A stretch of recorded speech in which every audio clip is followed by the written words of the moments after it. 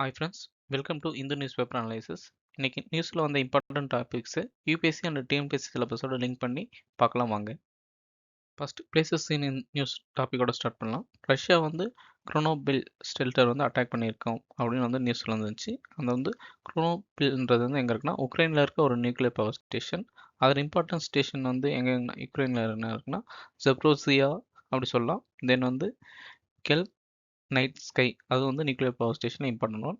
Border ரிலேட்டடாக வந்து எதுனா மைருப்போல், கிரிமியா, ஒடிஷியா இதெல்லாம் வந்து இஷ்யூஸ் ரிலேட்டட் பிளேட்ஸ் அடிக்கடி நியூஸில் வந்து அதனால் பார்த்துக்கோங்க. செகண்ட் ஒன் ஸ்டேட் ஆஃப் மகளின் சில்லி அந்த பிளேஸில் வந்துச்சுன்னு வந்துட்டாங்க. அதை மேப்பில் பார்க்கலாம் அவங்க. இங்கே இருக்கு பாருங்கள், ஸ்டேட் ஆஃப் மகளின் அர்ஜென்டினா சில்லி. அது வந்து அந்த ஒரு ஸ்டேட் மாதிரி இருக்குது. இது வந்து பசிபிக் ஓஷியன் இந்த left side, right hand side கரெக்டாக வந்து அட்லாண்டிக் ஓஷியனில் இருக்குது.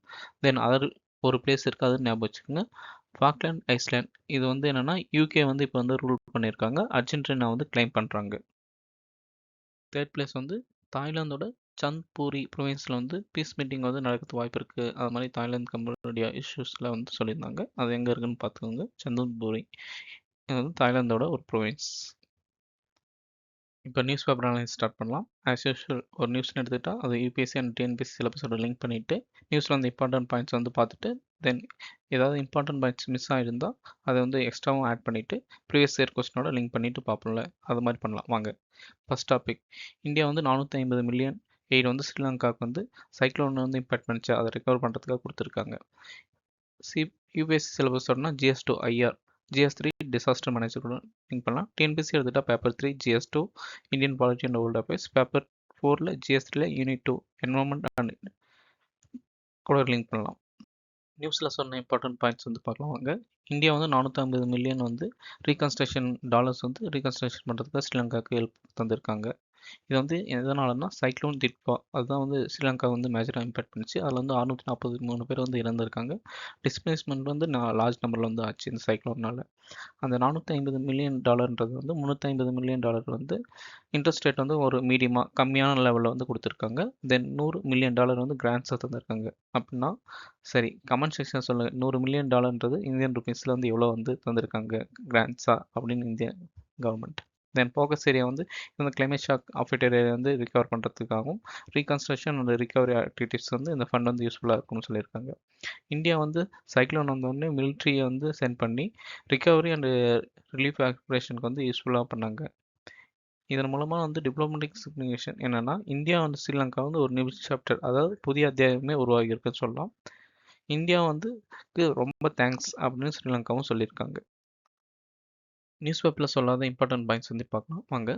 சைக்ளோன் டிட்வா இது வந்து என்னன்னா south west of bay of பெங்காலில் வந்து ஃபார்ம் ஆச்சு. ஆர்ஜினேட் வந்து லோ ப்ரெஷர் ஏரியா, அதாவது 26 நவம்பர் 2025 வந்து ஸ்டார்ட் ஆச்சு. எது மாதிரி ரேபிட் இன்டென்சிஃபிகேஷன் ஆச்சுன்னா ஃபர்ஸ்ட் லோ ப்ரெஷர் கிரெடிட் ஆச்சு, டிப்ரெஷனாக ஃபார்ம் ஆச்சு, டீப் டிப்ரெஷனாக கன்வெர்ட் ஆச்சு, லாஸ்ட்டாக வந்து சைக்ளோனிக் ஸ்ட்ரோமாக ஃபார்ம் ஆச்சு. ஒரு சைக்ளோன் ஃபார்ம் ஆகணும் என்னென்ன ஃபேவரபிள் கண்டிஷன்னா சீசர்ஃபேஸ் டெம்பரேச்சர் வந்து 28 to 30 டிகிரி செல்சியஸும், வெர்டிக்கல் விண்ட் ஸ்பியர் வந்து லோவாக இருக்கணும், 10 to 15 knots இருக்கணும், மாய்ஸ்ட் மான்சூன்ஸ் வந்து இருக்கணும். இந்த சைக்ளோனுக்கு பேர் வச்சது யாருன்னா ஹேமன் ரெக்கமெண்ட் பண்ணியிருக்காங்க. இது வந்து என்னன்னா ஸ்கொட்டோரியா தீவு குழுமத்தில் உள்ள டிவோட்டி லகூன் அதை வந்து குறிக்கிறது தான் இந்த நேம். இது வந்து நேம் வந்து எதுவும் பேஸ் பண்ணியிருக்குன்னா WMOSK அந்த சைக்ளோன் நேமிங் சிஸ்டம் பேஸ் பண்ணி தான் ஒரு சைக்ளோனுக்கு நேம் வைப்பாங்க. இந்த சைக்ளோன் ஸ்ரீலங்காவை எது மாதிரி இம்பேக்ட் பண்ணிச்சுன்னு பார்க்கலாம். இதை வந்து ஃப்ளட்டிங், லேண்ட்ஸ்லைட் இந்த ஸ்டோம் டேமேஜ் வந்து கிரியேட் பண்ணிச்சு. கிட்டத்தட்ட 120 பேர் வந்து மக்கள் வந்து இறந்து போயிட்டாங்க. டிரான்ஸ்போர்ட், கம்யூனிகேஷன் எல்லாமே டேமேஜ் ஆகிருக்கு. லார்ஜ் கேஸ் ஆஃப் டிஸ்பிளேஸ்மெண்ட்டும் நடந்திருக்கு.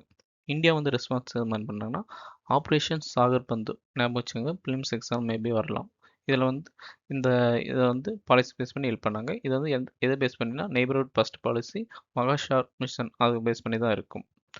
ஏன் வந்து பே ஆஃப் பெங்கால் வந்து அரபிக் கடலில் வந்து கம்பேர் பண்ணுறது சைக்ளோன் வந்து அதிகமாக இருக்குன்னா பே ஆஃப் பெங்கால் வந்து சி சர்ஃபேஸ் டெம்பரேச்சர் வந்து அதிகமாக இருக்கும்.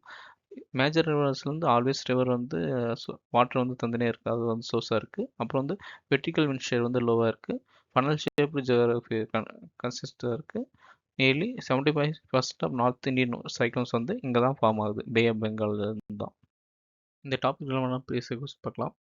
இந்த south Atlantic and Southeast Pacific region, tropical latitude, cyclones does not originate. Was the main reason?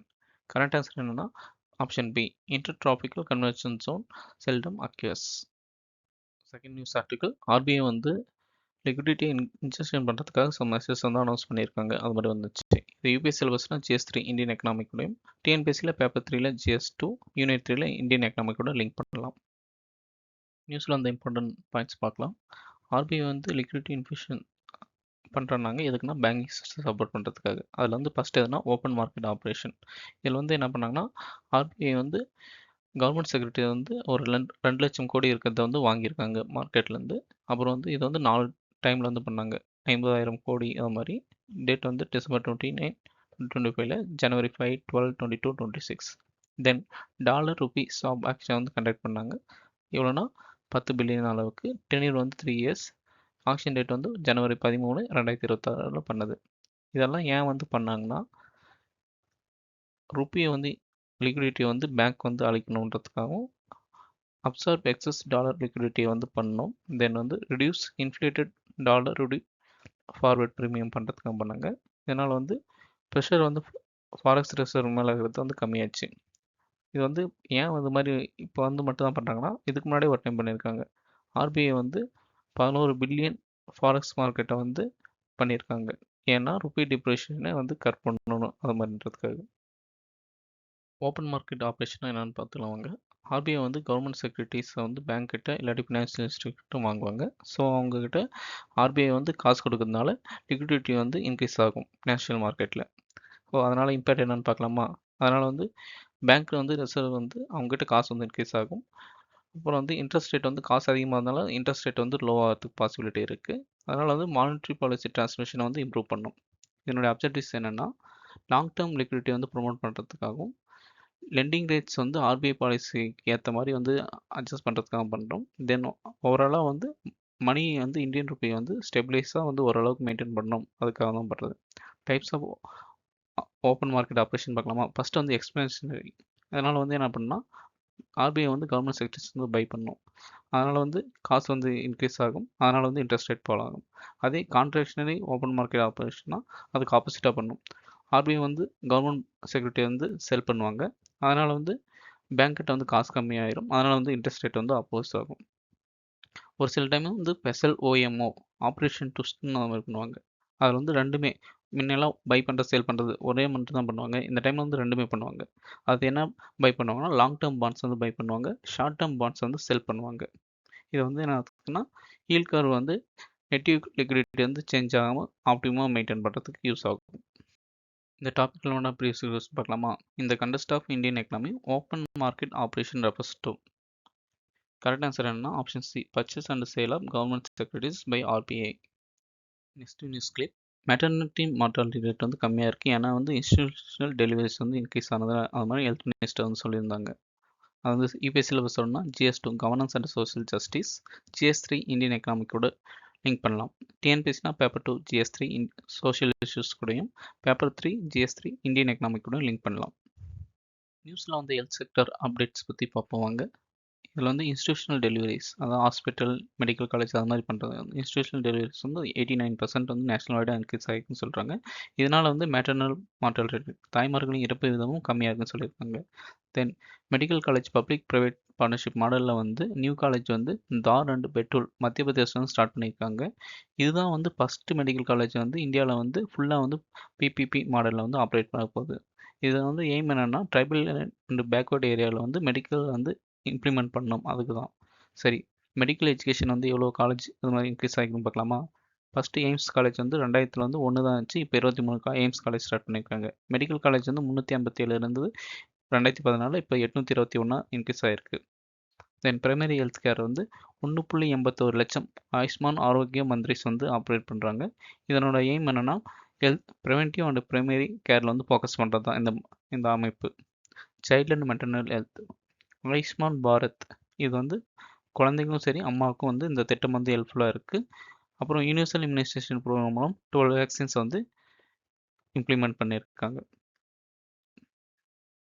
தென் இந்த டாப்பிக்கில் previous question, Janani Suraksha Yojana teaches self motherhood intervention of state health departments. It is objective to reduce maternal and neonatal mortality rate among poor pregnant women. It aims to promote institutional delivery, it objective includes providing public health facility to sick infant up to 1 years of age. இது வந்து UPSC 23 கேட்ட question. Correct answer என்னன்னா option B, only 2. First statement ஏன் தப்புனா இது வந்து 100% centrally sponsored scheme. Then fourth statement வந்து deliveries வந்து இன்ஸ்டிடியூஷனல் ப்ரொமோட் பண்ணுறது தான் இதனோட எய்மே. லாஸ்ட் எடிட்டோரியல், ரினோ வந்து டிஆர்னிங் ப்ராசஸ் வந்து ஆஃப்ரிக்காவில் வந்து எலிமினேட் பண்ணியிருக்கோம் அப்படின்னு நியூஸில் வந்துச்சு. இதை யூபிஎஸ்சி சிலபஸ்னா GS3 என்வரான்மெண்ட் அண்ட் ஈக்காலஜி கூட, GS2 ஐஆர் கூட லிங்க் பண்ணலாம். டிஎன்பிஎஸ்சி வந்து பேப்பர் 2ல் ஜியாகிரபி அண்ட் என்வரான்மெண்ட் கூடயும், பேப்பர் 3ல் என்வரான்மெண்ட் கூட வந்து லிங்க் பண்ணலாம். ரினோஸ் ஸ்டேட்டஸ் அண்ட் த்ரெட் அது என்ன இருக்குன்னு பார்க்கலாமா? குளோபல் ரினோ பாப்புலேஷன் 2024 வந்து 28,000 ரினோஸ் தான் இருக்குது. அது வந்து 5 பீசிஸ் வந்து இருக்குது.